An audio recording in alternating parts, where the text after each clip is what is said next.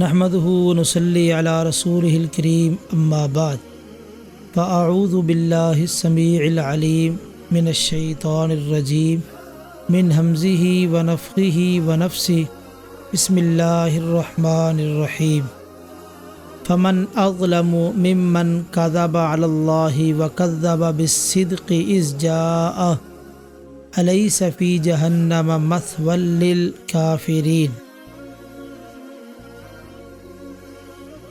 24ویں پارے کا خلاصہ تفسیر پیش کیا جا رہا ہے۔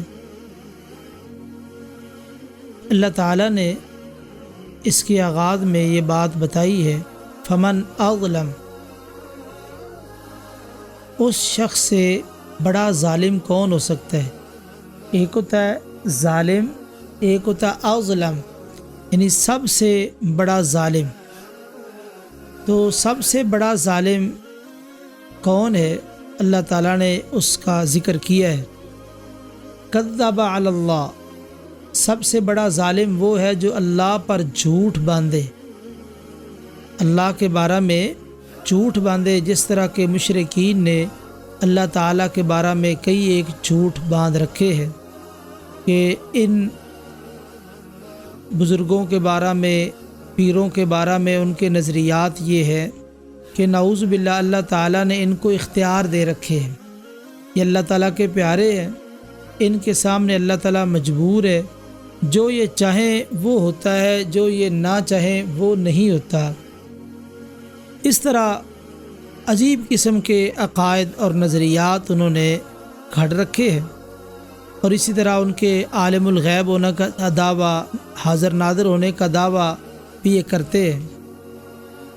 تو یہ سارے اللہ تعالیٰ پر جھوٹ باندھتے ہیں۔ اصل میں ان کا نقطہ نظر یہ ہے کہ اللہ نے اپنے اختیار ان کو دیے ہیں، کیوں؟ اس لیے کہ یہ اللہ کے پیارے ہیں۔ بلکہ بعض بیوقوف جاہل یہ شعر بھی پڑھتے ہیں، خدا کے پلڑے میں سوائے وحدت کے پڑا کیا ہے، جو کچھ ہم نے لینا ہے لے لیں گے مزاروں سے۔ تو دیکھیے کتنا بڑا اللہ تعالیٰ کی ذات پر بہتان ہے۔ تو یہ پہلی بات، جو شخص اللہ پہ جھوٹ باندھتا ہے اس سے بڑا ظالم کوئی نہیں ہے۔ اور دوسری بات یہ ہے، وَكَذَّبَ بِالصِّدْقِ، سچائی کی تکذیب کرے، اِذْ جَاءَ، جب سچ اور حق اس کے پاس آ گیا، اس کے بعد وہ اس کی تکذیب کر رہا ہے، سچائی کو جھٹلا رہا ہے۔ اور یاد رکھیے کائنات کی سب سے بڑی سچائی وحی الہی ہے، جو آسمان سے وحی آئی ہے قرآن کی صورت میں اور احادیث کی صورت میں، یہ سب سے بڑی سچائی ہے۔ اور جو شخص اس کی تکذیب کرے، اس کو جھٹلائے، تو آپ ہی بتائیے پھر اس کا انجام کیا ہونا چاہیے۔ تو یہ دو گناہوں پہ، اور یہ گناہ کون سے ہیں؟ ایک اللہ پہ جھوٹ باندھنا، اور دوسرا جو اللہ کی طرف سے وحی نازل ہوئی ہے اس کی تکذیب کرنا۔ ان دو گناہوں کے حوالے سے اللہ تعالیٰ کہتے ہیں فمن اظلم، اس شخص سے بڑا ظالم کون ہو سکتا ہے؟ فرمایا والذی جاء بالصدق، جو سچ لے کے آیا، اس سے مراد نبی کریم صلی اللہ علیہ وسلم ہے، وصدق بہ، اور پھر اس کی تصدیق کرنے والا۔ اب اس کی تصدیق کرنے والا یہ سیدنا ابو بکر صدیق رضی اللہ تعالیٰ عنہ سے لے کے قیامت تک جتنے بھی انسان تصدیق کریں گے وہ اس کے ضمن میں شامل ہیں۔ اللہ فرماتے ہیں اولئک ھم المتقون، لے کے آنے والا اور اس سچائی کی قیامت تک تصدیق کرنے والے، یہ سارے کے سارے متقین ہیں۔ ان کے دلوں میں اللہ کا ڈر ہے، اسی ڈر کی بنا پہ انہوں نے اس دین کو، حق کو، شریعت کو، وحی الہی کو قبول کیا ہے۔ ایک مفسر کا اس پر بڑا اچھا تبصرہ ہے، کہتے ہیں کلو کلمۃ لیست بصدق لیست بدعوت الانبیاء، ہر وہ کلمہ جس میں سچائی نہیں ہے، ہر وہ کلمہ جس میں سچائی نہیں ہے وہ انبیاء کی دعوت نہیں ہو سکتی۔ دین کی جتنی باتیں ہیں، دین کے جتنے احکام ہیں، دین کے جتنے دلائل ہیں، وہ سب سچائی پر مبنی ہیں۔ یاد رکھیے، جس کلمے میں سچائی نہیں ہے وہ انبیاء کی دعوت نہیں ہے۔ اس لیے انبیاء کی دعوت وہی دعوت ہے جس میں سچائی موجود ہے۔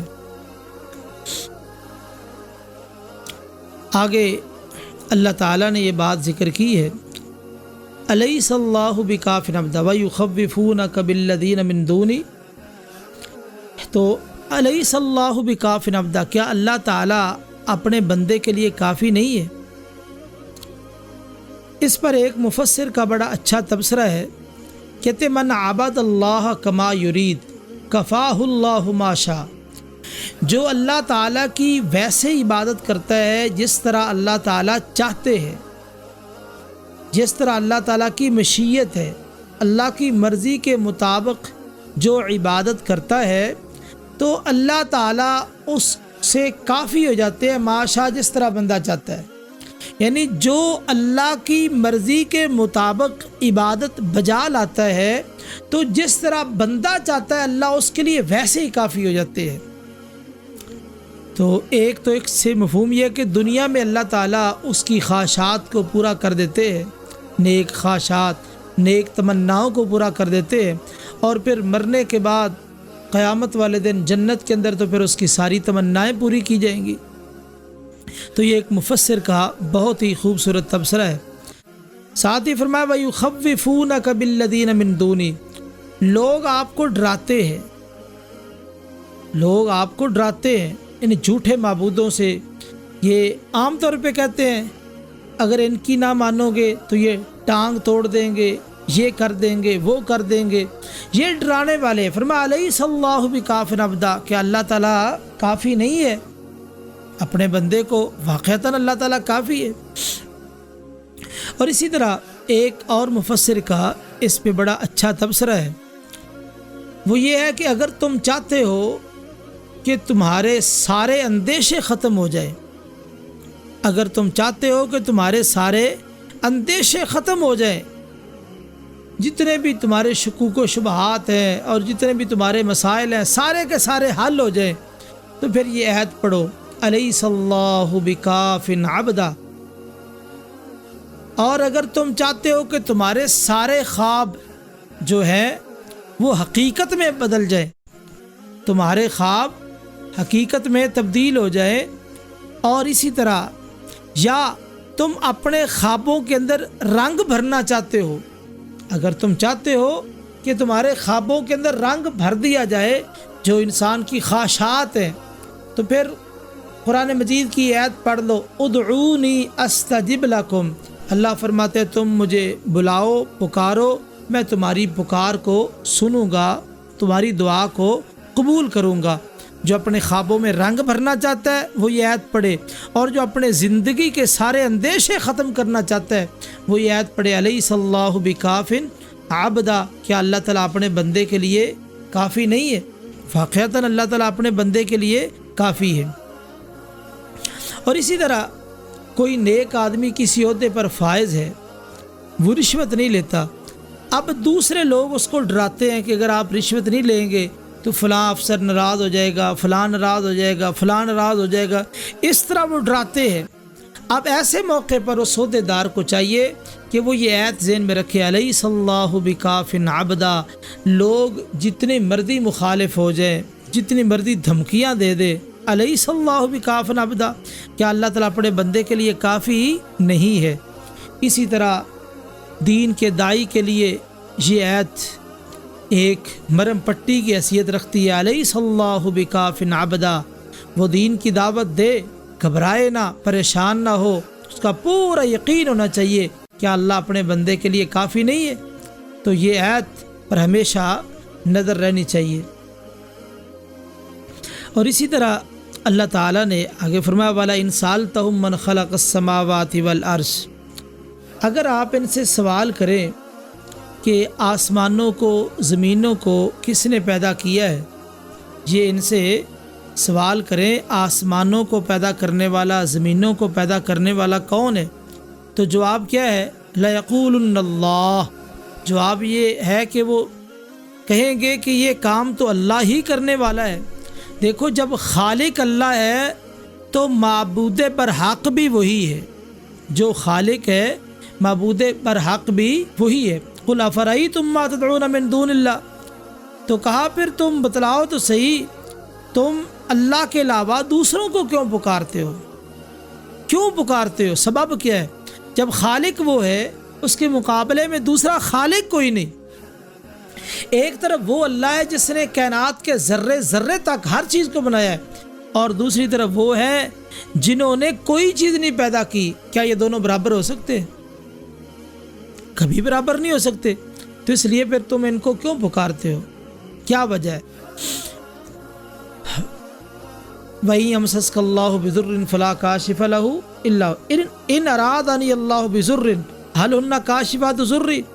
فرمایا اگر میرا اللہ میرے اوپر کوئی تکلیف اتار دے، کوئی مصیبت آ جائے، هَلْ هُنَّ كَاشِفَاتُ ضُرِّهِ، تو کیا یہ سارے مل کے اس تکلیف کو دور کر سکتے؟ کبھی نہیں کر سکتے۔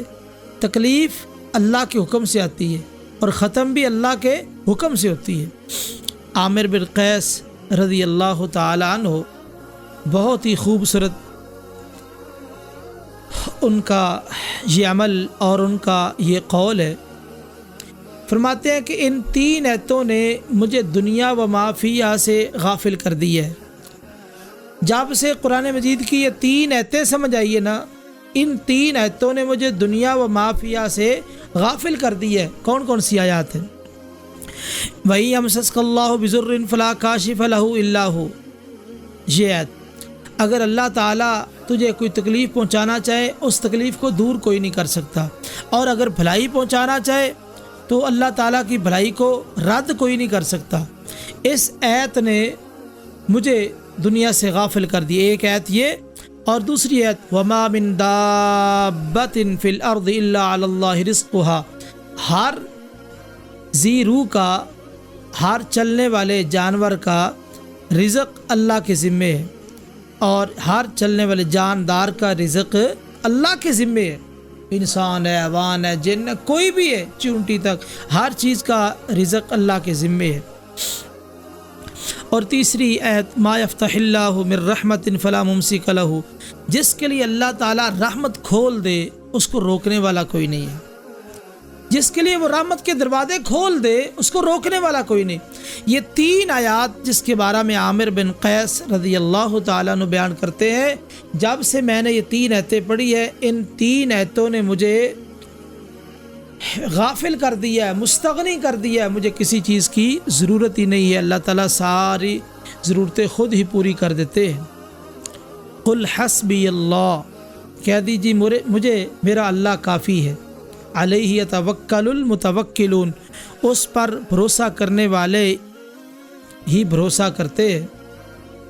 تو یہ حسبی اللہ، مجھے میرا اللہ کافی ہے، یہ وہی کلمہ آپ کو یاد ہوگا ابراہیم علیہ السلام جب آگ میں چلے گئے تو آگ میں جا کے فرشتے نے آ کے پیشکش کی، اگر آپ چاہیں تو اسی آگ کو اٹھا کے ان ظالموں پہ ڈال دیا جائے۔ فرمایا نہیں، حسبی اللہ۔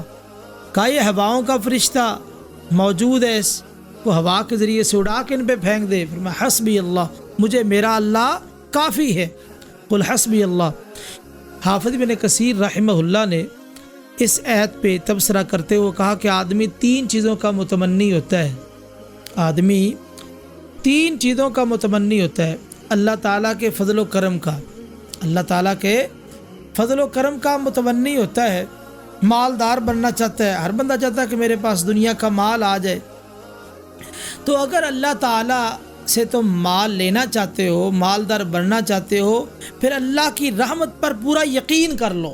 حسبی اللہ، مجھے میرا اللہ کافی ہے۔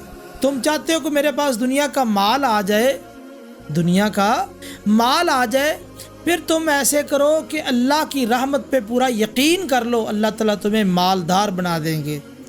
اور دوسری چیز جس کا آدمی متمنی ہوتا ہے کہ انسان طاقتور بن کے زندگی بسر کرے، کہ میں دنیا کے اندر طاقتور بن کے زندگی بسر کروں۔ اگر دنیا میں طاقتور بننا چاہتے ہو تو اللہ پہ بھروسہ کر لو، اللہ پہ اعتماد کر لو، بھروسہ کر لو۔ اور تیسری بات، آدمی متمنی ہوتا ہے کہ میں دنیا میں باعزت زندگی بسر کروں، باعزت زندگی بسر کروں۔ اگر تم باعزت زندگی بسر کرنا چاہتے ہو تو پھر اللہ پہ توکل کر لو۔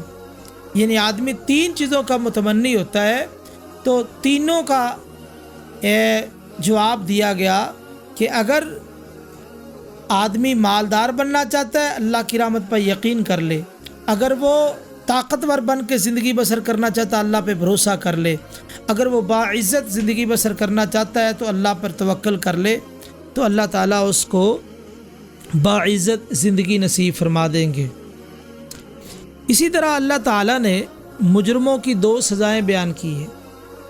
جو مجرم ہوتے ہیں ان کی دو سے من یاتیہ عذاب یخزیہ ویحل علیہ عذاب مقیم۔ ایک تو عذاب من یاتی عذاب یخزی، یہ دنیا کی سزا ہے، رسوا کن عذاب آ جائے، رسوا کن عذاب آ جائے دنیا کے اندر مختلف شکلوں میں، جس طرح کے سابقہ قوموں پر بھی عذاب آئے، یہ کئی طریقوں سے عذاب آ سکتا ہے۔ اور آخرت کا عذاب عذاب مقیم، ہمیشہ رہنے والا عذاب۔ تو یہ مجرموں کی دو سزائیں ہیں جو دلائل کے باوجود بھی عقیدہ توحید کو اپنانے والے نہیں ہیں اور نبیوں کا انکار کرنے والے ہیں، تو دنیا میں بھی ان پر ایسا عذاب آتا ہے، رسوا کن عذاب، اور آخرت میں جو عذاب ہے وہ تو پھر ہمیشہ رہنے والا عذاب ہے۔ آگے اللہ تعالیٰ نے یہ بات ذکر کی ہے، اللہ یتوفی الانفس حین موتہا والتی لم تمت فی منامہا، کہ جب تم سوتے ہو تو اللہ تعالیٰ تمہیں فوت کر لیتے ہیں، تمہاری روح نکال لیتے ہیں۔ جب تم رات کو سوتے ہو تو اللہ تعالیٰ ہماری روح کو، ہم سوتے ہیں تو روح نکال لیتے ہیں، روح نکل جاتی ہے، روح گھومتی پھرتی ہے۔ یہی وجہ جو خواب وغیرہ آتے ہیں تو خواب یہی ہے کہ روح گھومتی ہے، مختلف طرح روح سے ملاقات ہوتی ہے تو وہ خواب کی صورت بن جاتی ہے۔ دیکھیے روح الگ چیز ہے، جان الگ چیز ہے، ایک ہے روح کا نکلنا، ایک ہے جان کا نکلنا۔ جب انسان سو جاتا ہے روح نکل جاتی ہے لیکن جان اس میں باقی ہوتی ہے۔ دیکھیے جان کی وجہ سے انسان زندہ ہے اور روح کی وجہ سے انسان کو شعور ہے۔ جان کی وجہ سے انسان زندہ ہے، یعنی آپ دیکھیں جب انسان سو جاتا ہے نبض اس کی برابر چل رہی ہے، یہ جان ہے، اور روح اس کی نکل کے گھوم پھر رہی ہوتی ہے۔ تو خواب میں اور نیند میں روح نکلتی ہے، جان نہیں نکلتی۔ اور کبھی کبھی ایسا ہوتا ہے کہ جان نکل جاتی ہے، کئی لوگ رات کو سوتے ہیں تو سوتے سوتے ہی وہ آگے اللہ کو پیارے ہو جاتے ہیں، یعنی روح بھی نکلتی ہے ساتھ جان بھی نکل جاتی ہے۔ اور یہ بات بھی ذہن میں رکھیے، جب انسان کی روح نکلتی ہے اس کے بعد 3 منٹ تک اس کا دماغ کام کرتا رہتا ہے، 3 منٹ تک اس کا دماغ کام کرتا رہتا ہے جب اس کی روح نکلتی ہے۔ آگے فرمایا وَإِذَا ذُكِرَ اللَّهُ وَحْدَهُ اشْمَأَزَّتْ قُلُوبُ الَّذِينَ لَا يُؤْمِنُونَ بِالْآخِرَةِ، جب اکیلے اللہ کا ذکر کیا جاتا ہے تو جو لوگ آخرت پہ ایمان نہیں رکھتے ان کے دل سکڑ جاتے ہیں، بہت تنگ دل، اللہ کا ذکر سننا تو گوارا ہی نہیں کرتے، ان کے چہرے بگڑ جاتے ہیں اللہ کا نام سن کے اور اللہ کی توحید سن کے۔ دیکھو کچھ لوگ موحد ہیں، کچھ مشرک ہیں۔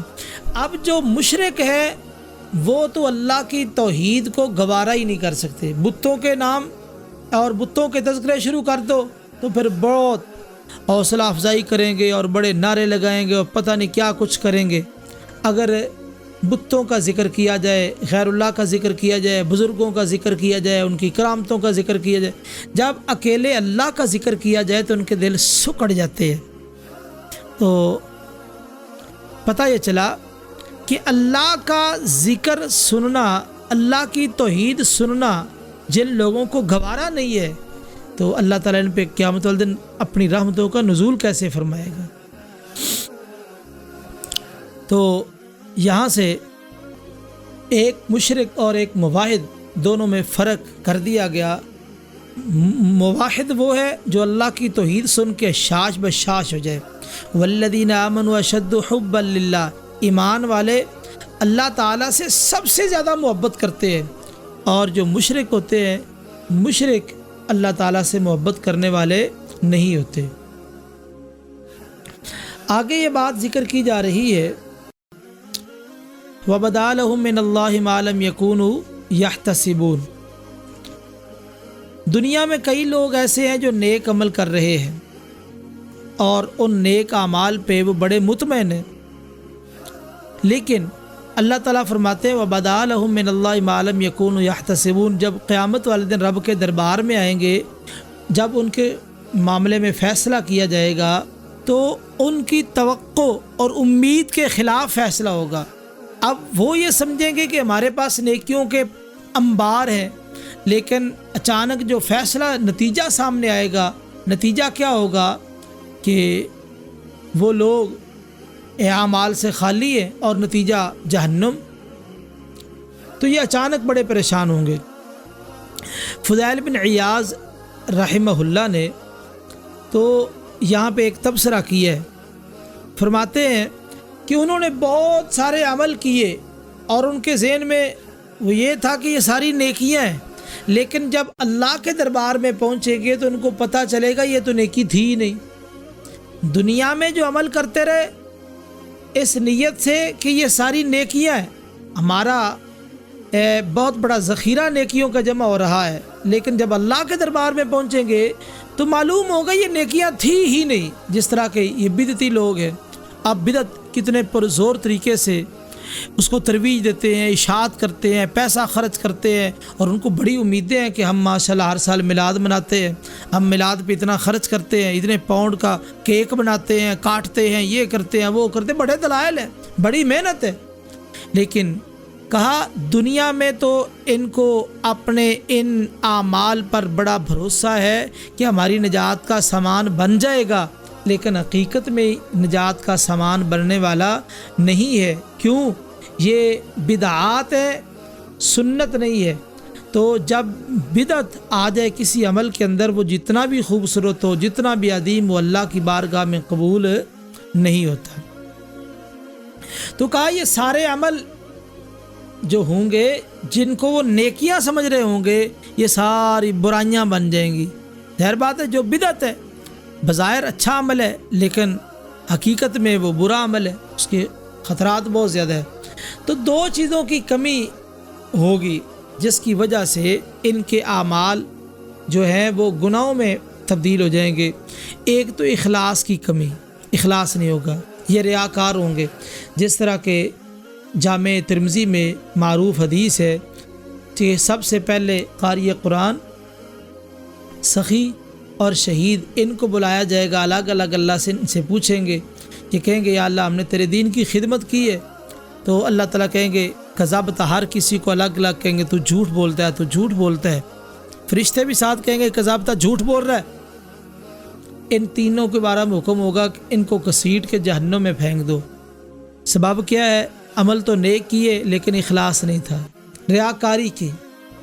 ریاکاری کی وجہ سے وہ عمل برباد ہو گئے۔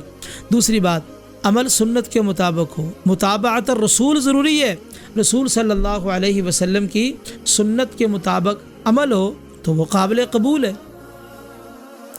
تو پتہ یہ چلا کہ جو لوگ ان کے اعمال میں دو شرطیں ہیں، اخلاص اور سنت کے مطابق عمل، ان کے اعمال اللہ کی بارگاہ میں قبول ہے، اور جن کے اعمال میں یہ دو چیزیں موجود نہیں، ان کے اعمال مردود ہیں۔ اچانک ان کے خلاف جب فیصلہ آئے گا وہ حیران رہ جائیں گے۔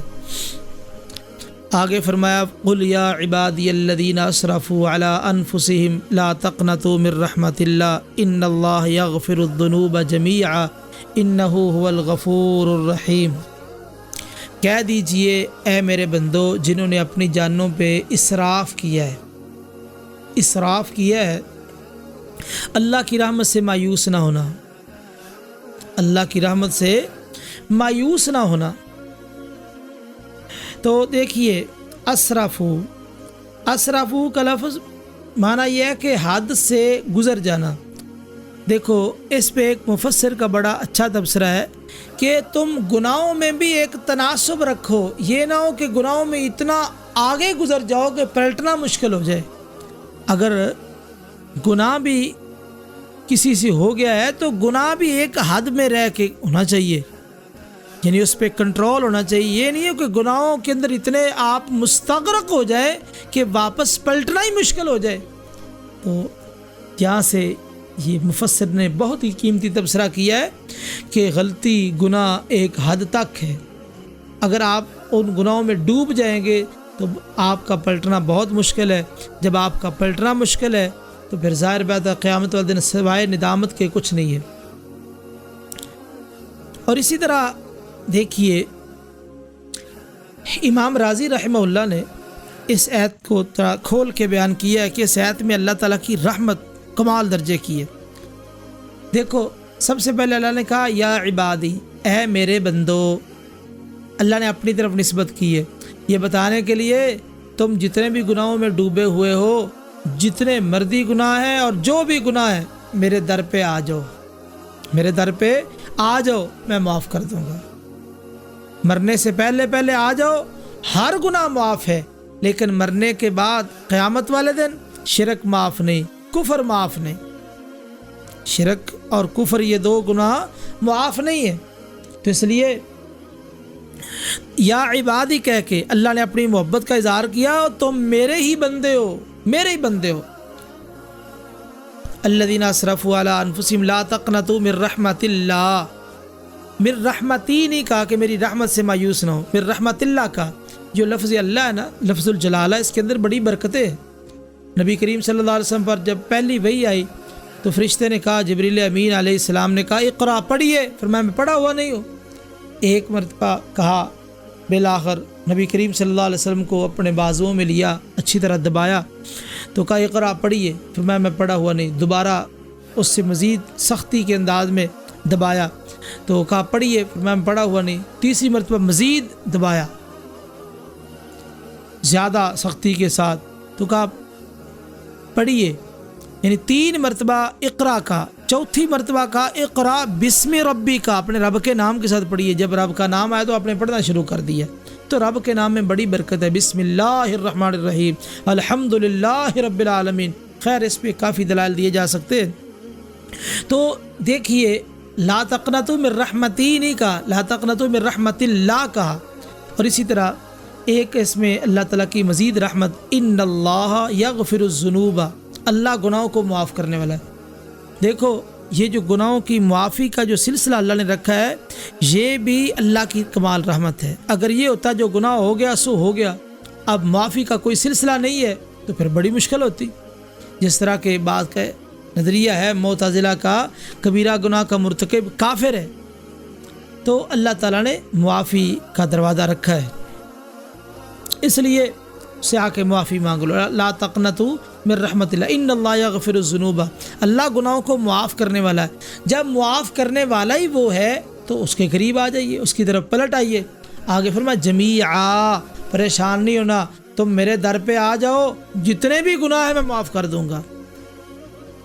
کفر اور شرک بھی ہے مرنے سے پہلے پہلے، ان اللہ یقبل التوبۃ، جامع ترمذی کی حدیث ہے، ان اللہ یقبل التوبۃ ما لم یغرغر، اللہ بندے کی توبہ قبول کرتے جب غرغرہ موت کی کیفیت شروع نہ ہو جائے، اس سے پہلے پہلے اللہ توبہ قبول کرتے۔ جو بھی گناہ ہے آ جاؤ میرے در پہ، میں سارے گناہ معاف کر دوں گا۔ انہ هو الغفور الرحیم، الغفور، غفرہ کا معنی ہوتا ہے پردہ ڈالنا۔ تم آ جاؤ میں تمہارے گناہوں کو معاف کر دوں گا، پردہ ڈال دوں گا، زندگی بھر اس کیس کو اوپن نہیں کیا جائے گا، مرنے کے بعد بھی یہ اسی طرح پردہ ہی رہے گا۔ الرحیم، اپنی رحمت کا حوالہ دیا، یہ بھی اللہ کی کمال محبت کی علامت ہے۔ پھر کہا انہو ہوا، جو عربی پڑھنے والے طالب علم یا طالبات ہیں وہ اچھی طرح جانتے ہیں، ہوا کا لفظ درمیان میں جو ضمیر ہے اس کا اضافہ آیا ہے، یہاں ضرورت نہیں ہے، یہاں اس کی ضرورت نہیں ہے، انہو الغفور الرحیم کافی تھا، ہوا لا کے بتایا کہ بے شک اللہ ہی گناہ معاف کرنے والا اور بے حد رحم کرنے والا ہے، اس کے علاوہ کوئی اور نہیں ہے۔ دنیا میں دھکے نہ کھانا، رب کے در پہ آ جانا۔ خیر اور بھی اس پہ کئی باتیں ہو سکتی ہے، تو ان تقول نفس یا حسرت علی ما فرطت فی جنب اللہ، اس حوالے سے ایک بات کہ انسان کسی حسرت کہتے ہیں کسی اچھی بات کا ہاتھ سے نکل جانا، کسی اچھی بات کا ہاتھ سے نکل جانا اس کو حسرت کہتے ہیں۔ تو ایک بات، ایک مفسر کا بڑا اچھا تبصرہ ہے اس بات پہ، کہتے ہیں دیکھو جب انسان جوان ہوتا ہے، جب انسان جوان ہوتا ہے تو بچپن کے واقعات یاد کر کے اپنے اوپر ہنستا ہے کہ میں نے ایسے کیا، میں نے ایسے کیا، میں نے ایسے کیا، بچپن کے واقعات یاد کر کے انسان ہنستا ہے۔ تو مفسر کہتا ہے کہ تم جوانی میں ایسے عمل کرو کہ جب تم بڑھاپے میں چلے جاؤ تو جوانی کے اعمال پر بھی تم ہنسو، یعنی تمہارے اتنے اچھے عمل ہونے چاہیے کہ بڑھاپے میں جا کے تم ان پر ہنسو۔ اور اسی طرح یہ قل یا عبادی الذین اسرفوا کے حوالے سے مزید یہ ہے کہ اللہ فرماتے وانیبوا الی ربکم، یہ اللہ کی رحمت بڑی وسیع ہے، بڑی تسلی دی اللہ تعالیٰ نے، بلکہ رسول اللہ صلی اللہ علیہ وسلم فرمایا، مسند احمد کی ایک حدیث ہے، فرمایا یہ آیت دنیا و ما فیہا سے مجھے زیادہ خوش کرنے والی ہے، اس آیت نے تو مجھے خوش کر دیا ہے، اس نزول پہ آپ اتنے خوش ہوئے، اور پھر اللہ کی رحمت اتنی غالب ہے۔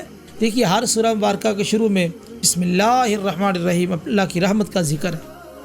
تو خیر اللہ نے 3 اصول بھی بیان کیے، کہا وانیبوا الی ربکم، اپنے رب کی طرف رجوع کرو، پلٹ آؤ، شرک کی زندگی چھوڑ دو، زندگی کے کسی موڑ پر بھی تم موجود ہو تو آ جاؤ اللہ کی طرف پلٹ آؤ، یہ نہ سوچو کہ میں فلاں جگہ پہ ہوں، فلاں جگہ میں تو بہت گناہ گار ہو چکا، جتنے بھی تم گناہ گار ہو چکے ہو، زندگی کے کسی موڑ پہ پہنچ چکے ہو تو آ جاؤ اللہ کی طرف پلٹ آؤ، اللہ تعالیٰ اپنی رحمتوں کا نزول فرما دیں گے۔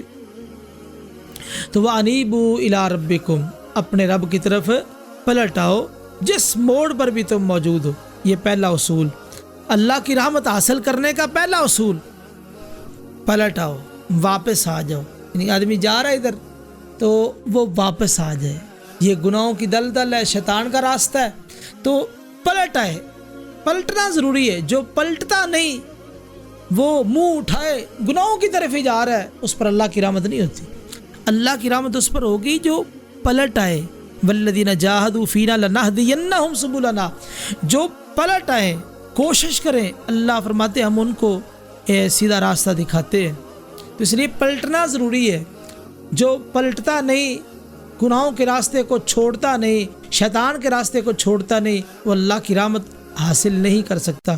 پہلا اصول، اللہ کی رحمت کیسے حاصل ہوگی؟ وانیبوا الی ربکم، تم پلٹ آؤ۔ دوسری بات، وانیبوا الی ربکم واسلموا لہ، مکمل طور پہ اللہ تعالیٰ کے فرما بردار بن جاؤ، اسلموا لہ، اس کے مطیع بن جاؤ، فرما بردار بن جاؤ۔ اور تیسری بات، واتبعوا احسن ما انزل الیکم من ربکم، جو تمہارے رب کی طرف سے نازل کیا گیا بہترین اس کی پیروی کرو۔ قرآن اور حدیث دنیا میں سے جتنے بھی کلام ہیں، کتابیں ہیں، سب سے بہترین چیزیں قرآن اور حدیث ہے، اس لیے اس کی پیروی کرو۔ 3 اصول بتا دیے، اللہ کی رحمت بڑی وسیع ہے، کن کو ملے گی؟ جن میں 3 خوبیاں موجود ہیں، رب کی طرف پلٹنا ان میں موجود ہے، اور رب کی مکمل فرما برداری موجود ہے، اور اسی طرح قرآن اور حدیث کے پیروکار ہیں جن میں یہ 3 خوبیاں موجود ہیں، یہ اللہ کی رحمت کے مستحق ہیں۔ اگر ایسا نہیں ہے تو پھر مجرمین کے 3 گروہ بیان کیے، مجرمین افسوس کریں گے، ان تقول نفس یا حسرت علی ما فرطت فی جنب اللہ وان کنت لمن الساخرین، کہ وہ افسوس کریں گے کہ میں نے تو اللہ کے معاملے میں بہت ظلم و زیادتی کی ہے، میں تو اس کو مذاق سمجھتا تھا، میں تو اس کو مذاق سمجھتا تھا، افسوس کریں گے ہائے کاش ہم تو مذاق سمجھتے تھے، مذاق کے اندر جو ہے وہ وقت ضائع ہو گیا، اب پچھتانے کا کیا فائدہ جب چڑیاں چگ گئی کھیت، اب سوائے افسوس کے کچھ نہیں ہے۔ دوسری بات، او تقول لو ان اللہ ہدانی لکنت من المتقین، ایک گروہ تو افسوس کرے گا، دوسرا سارا وبال تقدیر پر ڈال دے گا، وہ کہے گا اگر اللہ تعالیٰ ہمیں ہدایت دیتا تو ہم بھی متقی بن جاتے، اللہ نے ہدایت ہی نہیں دی، یہ سارا بوجھ سارا وبال تقدیر پر ڈال دیں گے۔ اور تیسرا مجرمین کا جو گروہ ہے وہ کہیں گے لو ان لنا کرۃ فنکون من المحسنین، اگر ہمیں واپس دنیا میں بھیج دیا جائے تو ہم بھی نیکوں میں شامل ہو جائیں۔ تو یہ تیسرا گروہ ہے جو کہے گا کہ ہمیں دنیا میں بھیج دیا جائے تو ہم بھی نیک عمل کریں۔ تو تین مجرمین کے گروہ بیان کیے گئے، ایک افسوس کریں گے اور دوسرے وہ کہیں گے تقدیر پر سارا وبال ڈال دیں گے، اگر اللہ ہدایت دیتا تو ہم متقی بن جاتے، اور تیسرا گروہ کہے گا کہ ہمیں دوبارہ دنیا میں لٹا دیا جائے۔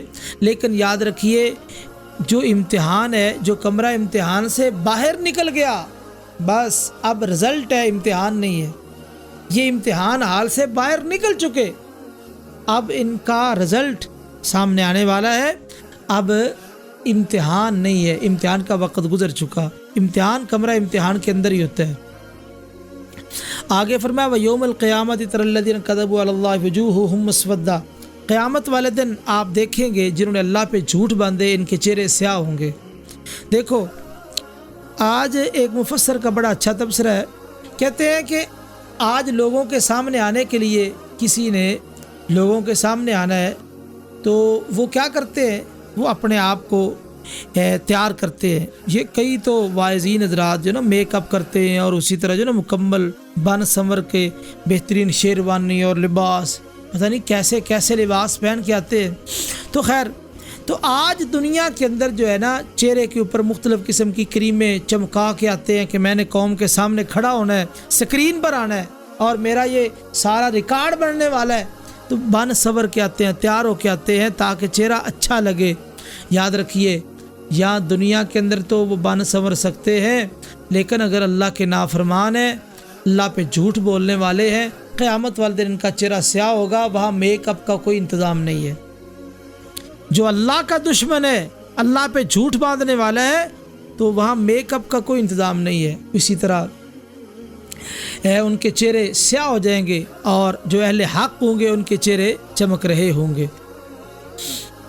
اور اسی طرح فرمایا قل افغیر اللہ تأمرونی اعبد ایھا الجاہلون، کہہ دیجئے کیا اللہ کے علاوہ تم مجھے حکم دیتے ہو میں کسی کی عبادت کروں؟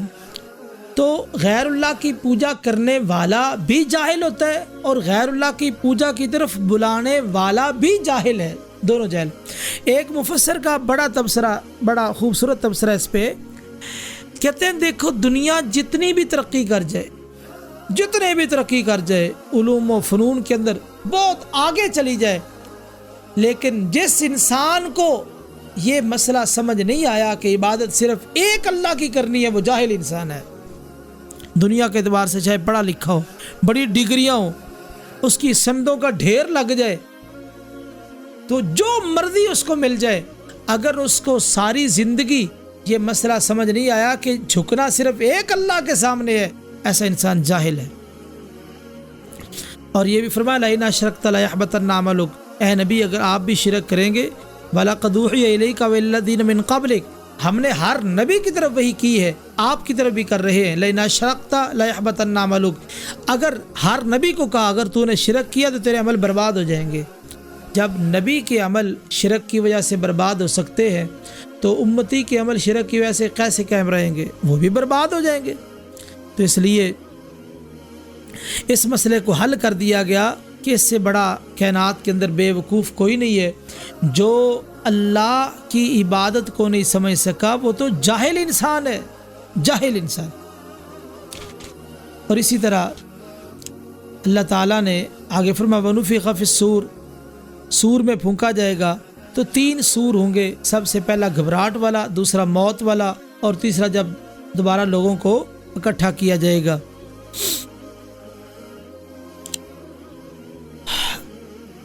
آگے فرمایا وَأَشْرَقَتِ الْأَرْضُ بِنُورِ رَبِّهَا وَوُضِعَ الْكِتَابُ وَجِیءَ بِالنَّبِیِّینَ، یہ جو زمین ہے نا تیرے رب کے نور کی وجہ سے روشن ہے۔ اشرقت الارض بنور ربها، یہ تیرے رب کے نور کی، اللہ نور السماوات والارض، اللہ زمین و آسمان کا نور ہے۔ تو اللہ کے نور کی وجہ سے اللہ نے ان کو روشنی دی ہے، تب یہ روشن ہے، زمین روشن ہے۔ ووضع الکتاب وجیء بالنبیین، یہ ہر کسی کی ڈائری بن رہی ہے، یہ ڈائری قیامت والے دن اس کے سامنے رکھ دی جائے گی۔ وجیء بالنبیین والشہداء وقضی بینہم بالحق، اور اسی طرح نبیوں کو لایا جائے گا، گواہوں کو لایا جائے گا، اور حق کے ساتھ فیصلے کیے جائیں گے۔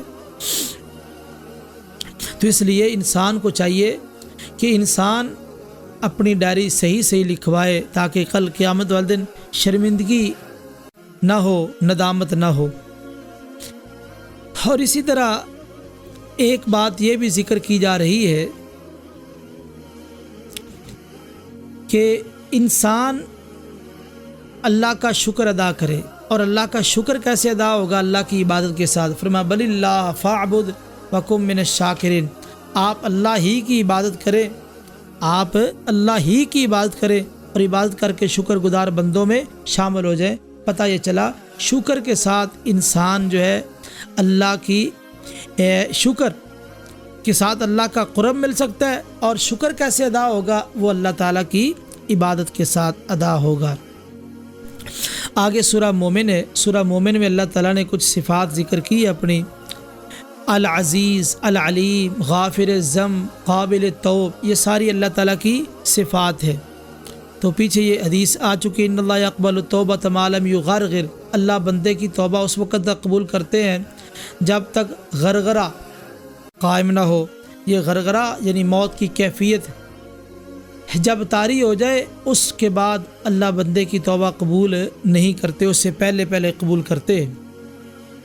آگے فرمایا الذین یحملون العرش، جو فرشتے عرش کو اٹھائے ہوئے ہیں، جو فرشتے عرش کو اٹھائے ہوئے، آج 4 فرشتوں نے عرش کو اٹھایا ہے، قیامت والے دن 8 فرشتے اٹھائیں گے۔ تو وہ فرشتے جو ہے دیکھو کتنے دور ہیں، لیکن ان کا ایمان والوں کے ساتھ تعلق ہے، ایمان والوں کے ساتھ کتنا گہرا تعلق ہے۔ وہ عرش اٹھائے ہوئے ہیں تو دعا کر رہے ہیں، کن کے لیے؟ ایمان والوں کے لیے۔ وَيُؤْمِنُونَ بِهِ وَيَسْتَغْفِرُونَ لِلَّذِينَ آمَنُوا، ایمان والوں کے لیے استغفار کرتے ہیں۔ کیا کہتے ہیں؟ ربنا وسعت كل شيء رحمة وعلما فاغفر للذین تابوا، اللہ جو توبہ کرنے والے ان کو معاف کر دے، واتبعوا سبیلک، اور تیرے راستے کی پیروی کرنے والے ہیں، واقعہم عذاب الجحیم، اے اللہ ان کو جہنم کے عذاب سے بچا لے۔ ربنا وادخلہم جنات عدن التی وعدتہم، اے اللہ جس جنت کا تو نے ان سے وعدہ کیا اس جنت میں ان کو داخل کر دے۔ تو ومن صلاح من آبائہم وازواجہم وذریاتہم، جو بھی جنت میں جانے کے قابل ان کے آباء میں سے، اولاد میں سے اور ان کی بیویوں میں سے، جو بھی جنت میں جانے کے قابل عقیدہ توحید عمل صالح موجود ہے، یا اللہ اس کو جنت میں داخل کر دے۔ انک انت العزیز الحکیم، واقعہم السیئات، وہ وہاں دعائیں کر رہے، اللہ جو تیرے ماننے والے ہیں، ایماندار ہیں، ان کو برائیوں سے بچا لے، واقعہم السیئات، برائیوں سے بچا لے ان کو۔ ومن تق السیئات من تق السیئات یومئذ فقد رحمتا، کیونکہ جس کو تو نے برائیوں سے بچا لیا اس پر تو نے اپنی رحمت کی ہے۔ تو دیکھیے ایمان والے اتنے عظیم لوگ ہیں، ایمان والوں کو تحفظ کیوں نہ ہو، ایمان والوں کی مدد کیوں نہ ہو، ایمان والوں کے مسائل حل کیوں نہ ہو۔ آسمان پر، عرش کے نیچے جو فرشتے عرش کو اٹھانے والے ہیں، وہ وہاں پہ ہوتے ہوئے ان ایمان والوں کے لیے دعائیں کر رہے ہیں۔ آپ اندازہ لگائیے یہ ایمان والے کتنے عظیم ہیں، روئے زمین پر ان سے بڑھ کے کوئی عظمت والا نہیں ہے جن کو اللہ تعالیٰ نے ایمان نصیب فرمایا ہے۔ ایک بات یہ ذکر کی گئی، عام طور پہ یہ سوال ہوتا ہے کہ اللہ تعالیٰ اتنی مخلوق کا حساب کتاب کیسے لیں گے؟ یہ عام طور پہ لوگ سوال کرتے ہیں، اتنی جو مخلوق ہے کیسے حساب ہوگا؟ اللہ فرماتے ان اللہ سریع الحساب، اللہ بہت جلد حساب لینے والا ہے۔ اور اس کا جواب دیکھیے، ہر جاندار کو رزق مل رہا ہے کہ نہیں؟ ہر جاندار کو رزق مل رہا ہے کہ نہیں؟ کبھی جانوروں نے، کبھی پرندوں نے احتجاج کیا ہے، دھرنا دیا ہے کہ آج ہمیں رزق نہیں ملا، آج ہمیں کھانے کو کچھ نہیں ملا؟ نہیں، جب اللہ تعالیٰ پوری کائنات کو دے رہے ہیں، پوری کائنات کو دے رہے ہیں، ان کی ضرورتیں پوری کر رہے ہیں۔ تو جو اللہ پوری کائنات کی ضرورتیں پوری کر سکتا ہے وہ اللہ ان حساب بھی لے سکتا ہے۔ ان اللہ سریع الحساب، اللہ بہت جلد حساب لینے والے ہیں۔ آگے ایک بات کہی گئی فرعون کے حوالے سے، قال فرعون ما اریکم الا ما ارى، فرعون نے کہا جو میں تمہیں دکھاؤں وہی تم نے دیکھنا ہے، جو مجھے نظر آ رہا ہے میں وہی تمہیں دکھاؤں گا، تو میری بات ہی تم نے کرنی ہے، جو میں کہہ دوں بس وہی بات ہے۔ یہ اس پر ایک مفسر کا بڑا اچھا تبصرہ ہے، کہا یہ جبارین کی زبان ہے کہ وہ اپنے مطاعت لوگوں کو کہتے ہیں، ٹھونستے ہیں ان پر اپنا موقف کہ جو میں کہوں گا بس وہی بات کرنی ہے۔ 9/11 کا جو حملہ ہوا اس کے بعد بش نے کیا کہا تھا، جو امریکی صدر تھا اس نے کہا تھا جو ہمارا معاون نہیں بنے گا، ہمارے ساتھ نہیں چلے گا، وہ ہمارا مخالف ہے، وہ ہمارا دشمن ہے، جو اس مسئلے میں ہمارا حمایتی نہیں بنے گا وہ ہمارا دشمن ہے۔ تو اس سے پتہ چلا کہ یہ جو جابر حکمران ہوتے ہیں ان کی لغت یہ ہے کہ یہ ٹھونستے ہیں اپنا موقف، جس طرح کہ امریکہ نے دنیا کے اندر اپنا موقف ٹھونسا ہے۔ یہ اقوام متحدہ کی صورتحال دیکھ لے، ٹھونسا جاتا ہے موقف اپنا۔ یہی وجہ کہ جو لوگ مقروض ہیں، جو ملک مقروض ہیں، وہ بیچارے بہت پریشان ہیں، اتنی شرائط، کڑی شرائط، وہ کیا کریں، مجبور ہو چکے۔ خیر آگے اللہ تعالیٰ فرماتے انا لننصر رسلنا والذین آمنوا فی الحیات الدنیا ویوم یقوم الاشہاد، کہ ہم اپنے رسولوں کی مدد کرتے ہیں اور ایمان والوں کی مدد کرتے ہیں دنیا میں بھی اور جس دن قیامت قائم ہوگی اس وقت بھی۔ اللہ کا یہ وعدہ ہے اور اللہ تعالیٰ اپنے اس وعدے میں سچے ہیں۔ دیکھیے ابراہیم علیہ السلام آگ میں بھی چلے گئے، وہاں بھی اللہ کی مدد ہوئی کہ نہیں؟ نبی کریم صلی اللہ علیہ وسلم غار میں چھپے ہوئے، غار ثور میں، مشرکین پیچھے غار کے دروازے تک آ گئے، لیکن اللہ نے حفاظت فرمائی کہ نہیں؟ یہ اللہ کا وعدہ ہے۔ اسی طرح اللہ تعالیٰ ایمان والوں کی بھی حفاظت فرماتے ہیں، اللہ کا وعدہ ہے اور اس وعدے پہ انسان کو مکمل یقین ہونا چاہیے۔ جب تک انسان ایمان کے ساتھ قائم ہے، جب تک انسان ایمان کے ساتھ قائم ہے، وہ بات یاد رکھ لے کہ اللہ کی رحمت اس پہ اترتی ہے، رہے گی جب تک اس میں ایمان موجود ہے۔ فرعون کا ایک قول ہے، فرعون کہتا ہے کہ میں موسیٰ علیہ السلام کو قتل کرنا چاہتا ہوں، موسیٰ کو قتل کرنا چاہتا ہوں۔ دیکھیے وہ اپنے رب کو بلا لے، میں قتل کرنا چاہتا ہوں، وہ اپنے رب کو بلا لے۔ تو اس حوالے سے کہ اہل حق جو ہے ہمیشہ ان کو ایسی دھمکیاں دی جاتی ہیں، ایسی دھمکیاں اہل حق کو ہر دور میں دی گئی، ان کو پریشان کیا جاتا ہے۔ اسی طرح فرمایا وَلَمْ يَسِيرُوا فِي الْأَرْضِ، کوئی قوم جتنی بھی ترقی کر جائے، کوئی قوم جتنی بھی ترقی کر جائے، چاند پہ پہنچ جائے، جہاں مرضی پہنچ جائے، اگر وہ اللہ تعالیٰ کی نافرمان ہے تو اللہ کے عذاب سے نہیں بچ سکتی۔ یہ اللہ کا فیصلہ ہے، وہ اللہ تعالیٰ کے عذاب سے بچ نہیں پائے گی اگر وہ اللہ تعالیٰ کی نافرمان ہے۔ اسی طرح 3 چیزیں بہت بڑی نعمت ہے، دل، آنکھ اور کان۔ یہ جو علم کے ذرائع 3 ہی ہے نا، جب انسان دنیا میں آتا ہے اس کے پاس علم تو نہیں ہوتا، لیکن علم کے ذرائع تو ہوتے ہیں نا، ان کے ذریعے سے آدمی علم حاصل کر سکتا ہے، علم کے آلات ہیں۔ تو یہ 3 چیزیں جب کوئی انسان ان سے فائدہ اٹھا لے تو ٹھیک، اگر فائدہ نہ اٹھائے تو ختم اللہ علی قلوبہم وعلی سمعہم وعلی ابصارہم، اللہ ان تینوں کو بے معنی کر دیتے ہیں۔ اگر وہ کفر شرک پہ اڑا رہے، قائم رہے، اللہ ان تینوں سے جو وہ صلاحیت ہوتی ہے حق کو سمجھنے کی، حق سننے کی، حق دیکھنے کی، وہ صلاحیت چھین لیتے ہیں۔ آگے سورہ حامیم السجدہ میں بلکہ وقال ربکم ادعونی استجب لکم، اس حوالے سے ایک نقطہ اللہ تعالیٰ فرماتے ہیں تم مجھے پکارو میں تمہاری پکار کو سنوں گا، تم مجھے پکارو میں تمہاری پکار کو سنوں گا۔ دیکھو اس پر ایک مفسر کا بڑا اچھا تبصرہ ہے، کہ انسان کے لیے جتنے بھی دروازے بند ہوں ان دروازوں کو اگر کوئی چیز کھولنے والی ہے تو وہ دعا ہے. دروازے بند ہیں, بندہ جتنا بھی مجبور ہے, دعا ایک ایسا ہتھیار ہے, دعا سلاح المومن, مومن کا اسلحہ ہے کہ دعا بند دروازوں کو کھول دیتی ہے. اس لیے دعا نہیں چھوڑنی چاہیے.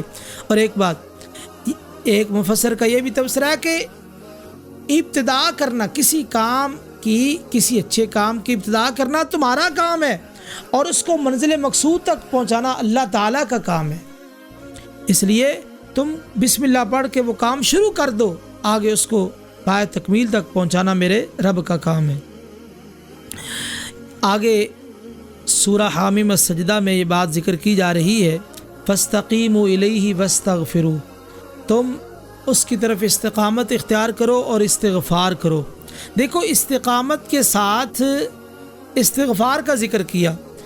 استقامت کے حوالے سے یہ بات ذہن میں رکھیے, استقامت اس کا معنی ہے کہ عبادت کے اندر, عقیدے کے اندر استقامت اختیار کرو. اور یہ بات ذہن میں رکھیے کہ پورے دین کی روح استقامت ہے, پورے دین کی روح استقامت ہے. اگر اس میں کوتاہی ہو جائے, اپنی طرف سے مکمل کوشش کرو, اس میں کوتاہی ہو جائے تو ساتھ کا واستغفروا, استغفار کر لو. کیوں؟ ایک مفسر کا ایک بڑا زبردست تبصرہ ہے, غذاء الاستقامت یا الاستغفار, استقامت کی غذا کیا ہے؟ استغفار. استقامت کی غذا استغفار. جہاں استقامت کے اندر کوئی تھوڑی سی لغزش آئے, کوتاہی آئے, فوری طور پہ استغفار کرو. آگے یہ بات ذکر کی جا رہی ہے, قوم عاد نے یہ جملہ کہا تھا, من اشد منا قوہ, ہم سے بڑا مضبوط کون ہے دنیا میں؟ ہم بڑی مضبوط قوم ہے, ہم سے بڑا مضبوط کون ہے؟ تو وہ جب کوئی بندہ تکبر کرتا ہے نا تو وہ پھول جاتا ہے, ہو کیا بات, ہم بڑے ہیں, ہمارا بڑا مقام ہے, بڑا مرتبہ, آدمی پھول جاتا ہے. تو ظاہر بات ہے جب پھولتا ہے تو ہوا اس کے اندر بھرتی ہے. شیخ صالح آل عثیمین کا ایک اس پہ بڑا اچھا تبصرہ ہے, کہتے ہیں من انتفخ طارا, جو پھول گیا وہ اڑ گیا, جو پھول گیا وہ اڑ گیا. غبارہ جب پھولتا ہے تو اڑ جاتا ہے. تو اس لیے تکبر نہیں کرنا چاہیے, پھولنا نہیں چاہیے. اگر پھولو گے تو اڑ جاؤ گے. یہ پھولے اللہ نے کیسے اڑایا, ان پر ہوا کا عذاب بھیج دیا. آگے اللہ تعالیٰ نے یہ بات ذکر کی ہے, قیامت والے دن جب ان ظالموں سے پوچھا جائے گا کہ دنیا کے اندر تم نے کیا کیا, تو یہ قسمیں کھائیں گے ہم نے تو شرک کیا ہی نہیں. اس وقت ان کے چمڑوں کو بلایا جائے گا. سوال یہ ہے کہ یہ چمڑا ہے, اس میں ریکارڈنگ کیسے ہوگی؟ چمڑے بولیں گے, کیسے ریکارڈنگ ہوگی؟ وہ پرانے دور میں جو آڈیو کیسٹ ہوتی تھی اس میں وہ ریل چلتی تھی. اب ریل بظاہر تو ریل ہی ہے, لیکن اس کے اندر ریکارڈنگ کیسے ہو جاتی تھی؟ ریل کے اندر ریکارڈنگ, یعنی انسان یہاں تک پہنچ چکا ہے کہ ریل کے اندر ریکارڈنگ ہوتی تھی وہ پرانے دور میں. تو جس طرح ریل کے اندر ریکارڈنگ ہو رہی ہے, اس طرح یہ چمڑے کے اندر بھی ریکارڈنگ ہو رہی ہے. اللہ اکبر, انسان اتنی ترقی کر گیا کہ ریل پہ ریکارڈنگ کر سکتا ہے. تو اللہ تعالیٰ تو کمال قدرت والا ہے, وہ اس چمڑے کے اندر ریکارڈنگ نہیں کر سکتا. تو انسان کہے کہ کمل کی چمڑے کے اندر بھی ریکارڈنگ ہو رہی ہے. انسان کہے گا لما شاہدتم علینا, تم نے میرے خلاف کیوں گواہی دی؟ کہ انطقنا اللہ الذی انطق کل شیء, آج اللہ نے ہر چیز کو بلا لی ہے, اس نے ہمیں بھی بلا لی ہے. تو اس لیے یہ بات ذہن میں رکھیے, اللہ تعالیٰ کی قدرت کے سامنے کوئی چارہ کار نہیں ہے, بس سوائے ماننے کے اور کوئی چارہ کار نہیں ہے. اور اسی طرح یہاں پہ یہ بات ذکر کی جا رہی, وقال الذین کفروا ربنا ارنا الذین یضلانا من الجن والانس, جو متبعین ہیں, جن لوگوں نے ان کو گمراہ کیا جنوں میں سے انسانوں میں سے, وہ کہیں گے یا اللہ ہمیں دکھا. دنیا میں تو ان کی محبت کے بڑے دم بھرتے تھے, مہانے, سلانے, نذرانے, بڑا کچھ دیتے تھے. اے اللہ آج ہم ان کو روندنا چاہتے ہیں, نجعلہما تحت اقدامنا, اے اللہ میں دکھا تو سی ان ظالموں کو, یہ جنہوں نے ہمیں گمراہ کیا، آج ہمیں اپنے قدموں کے نیچے ان کو روندنا چاہتے ہیں۔ دیکھو دنیا میں ان کی محبتیں کتنی ہیں، ان کی کتنی محبتیں، اور قیامت والے دن جب وہ سارا کچھ دیکھ لیں گے اس وقت قدموں کے نیچے روندنے کی کوشش کریں کہ یا اللہ ہمیں دکھا، ہمارے پاس لا، ہم قدموں کے نیچے روند دے۔ پتہ یہ چلا کہ یہ شرک کے جتنے سلسلے ہیں یہ دنیا کے اندر ایک دھوکہ ہے، لیکن جب قیامت والے دن راز کھل جائیں گے، راز فاش ہو جائیں گے، اس وقت یہ ایک دوسرے کے دشمن بن جائیں گے۔ آگے فرمایا ان الذین قالوا ربنا اللہ ثم استقاموا، جن لوگوں نے کہا ہمارا رب اللہ ہے پھر اس پہ ڈٹ گئے، پکے ہو گئے۔ ابن رجب الحنبلی رحمہ اللہ، ان کی کتاب ہے جامع العلوم والحکم، بہت ہی قیمتی کتاب ہے۔ ان کا ایک اس آیت پہ بڑا خوبصورت تبصرہ ہے، کہتے ہیں الذین قالوا ربنا اللہ کثیر، جن لوگوں نے کہا ہمارا رب اللہ ہے یہ آپ کو بڑے مل جائیں گے، ولیکن اہل الاستقامت قلیل، استقامت والے تھوڑے ملیں گے۔ ربنا اللہ کہنے والے بڑے لوگ ہیں، لیکن اہل الاستقامت قلیل، استقامت اختیار کرنے والے قلیل لوگ ہیں۔ ربنا اللہ کہنا آسان ہے، اس پہ ڈٹ جانا، استقامت اختیار کرنا بڑا مشکل۔ صحابہ اس پہ ڈٹ گئے، انبیاء اس پہ ڈٹ گئے، کتنے مظالم ان پہ ڈھائے گئے، لیکن کیا مجال ہے کہ ان کی زبان سے ربنا اللہ کے علاوہ کوئی اور جملہ نکلے۔ اور اسی طرح وقیع بن جراح رضی اللہ تعالیٰ عنہ رحمہ اللہ، انہوں نے جو ہے نا اس آیت پہ آگے ثم استقاموا تتنزل علیہم الملائکۃ الا تخافوا ولا تحزنوا وابشروا بالجنہ، اس آیت پہ تبصرہ کیا ہے۔ کہتے ہیں البشرا تکون فی ثلاثۃ مواطن، یہ جو خوشخبری ہے نا یہ 3 مقامات پہ ہے، 3 مقامات پہ خوشخبری ہے۔ عند الموت، موت کے وقت خوشخبری آتی ہے، یا ایتھا النفس المطمئنہ ارجعی الی ربک راضیۃ مرضیہ فادخلی فی عبادی فادخلی جنتی۔ اللہ ہمیں بھی یہ خوشخبری نصیب فرمائے۔ اور وفی القبر، قبر کے اندر بھی خوشخبری ہے، جب سوالوں کے صحیح جواب دے گا تو وہ خوشخبری ہے۔ تو اسی طرح وعند البعث، جب دوبارہ اٹھایا جائے گا اس وقت بھی خوشخبری ہے۔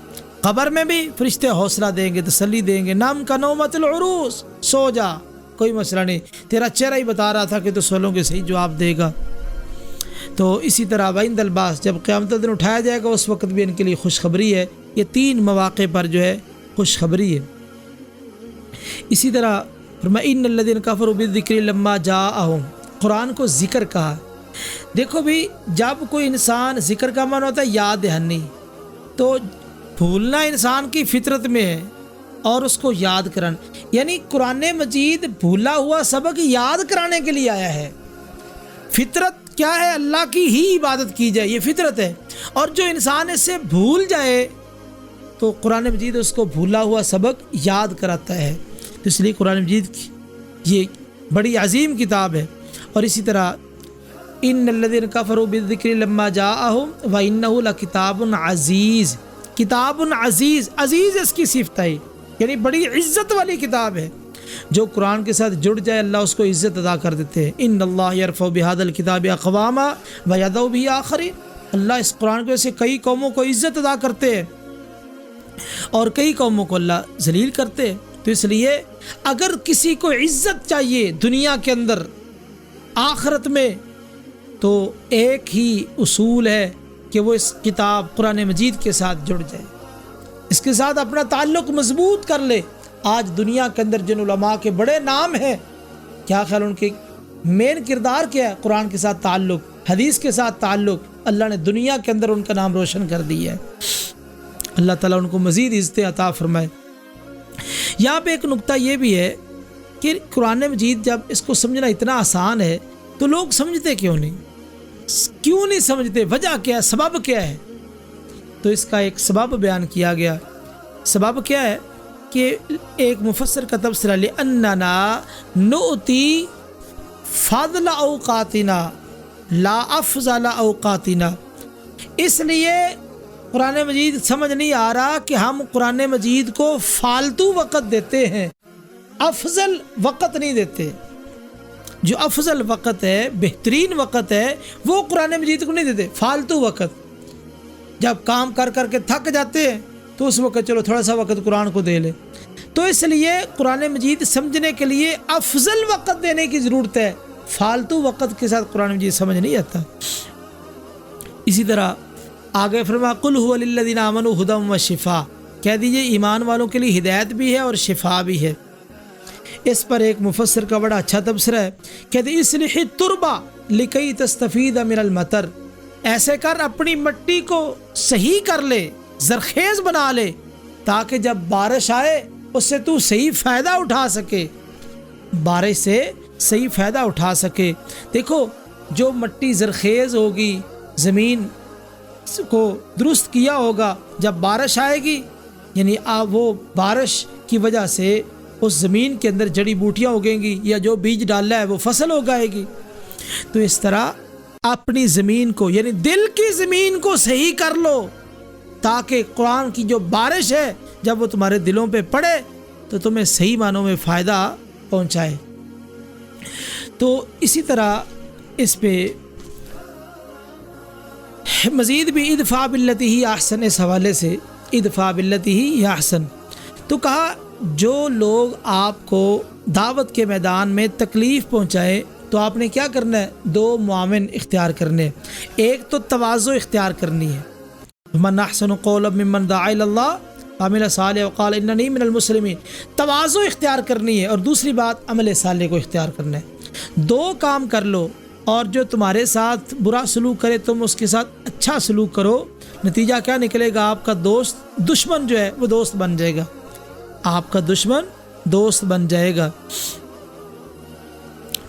اور اسی طرح اللہ تعالیٰ نے قل اَإِنَّكُمْ لَتَكْفُرُونَ بِالَّذِي اس حوالے سے کہا، دیکھیں اللہ تعالیٰ نے کس طرح یعنی پہاڑوں کی زمین پہ میخیں لگا دی ہیں، کشتی کو پانی کے اوپر چلا دیا ہے۔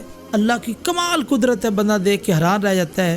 جو اللہ تعالیٰ اتنی قدرتوں والا ہے، اس کی اتنی دنیا کے اندر نشانیاں موجود ہیں، تو اس کا در چھوڑ کے پھر انسان کو کہیں اور نہیں جانا چاہیے۔ تو یہ تھا 24ویں پارے کا خلاصہ تفسیر۔ اللہ سے دعا ہے کہ اللہ تعالیٰ دین کو سمجھنے کی اور عمل کی توفیق نصیب فرمائے۔